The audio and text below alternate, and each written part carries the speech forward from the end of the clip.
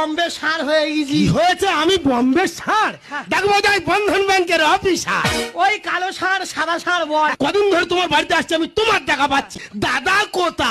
দাদা সব জায়গা হ্যাঁ? বুঝতে পারিনি।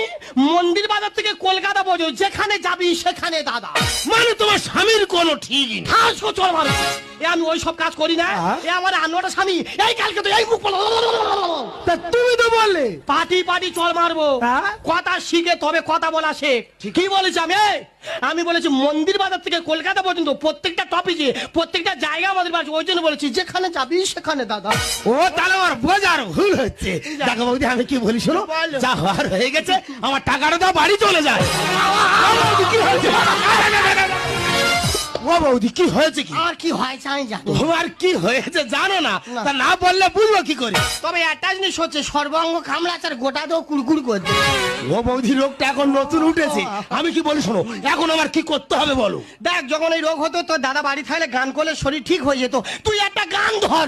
আমার বাবার জীবনে শুনি গান করলে নাকি রোগ ভালো হয়ে যাবে। তা বৌদি, রবীন্দ্রসঙ্গীত চলবে? ও গান শুনলে মৃত্যু বাবা। কোনো বাবা নিয়ে আমার আর ফিরান হবে না? তুই একটা ড্যাড সঙ্গ আমার গান শুরু কর। ও বৌদি, আর ভাই তুই বম্বে সার হয়ে গেছি। কি হয়েছে? আমি বম্বে সার?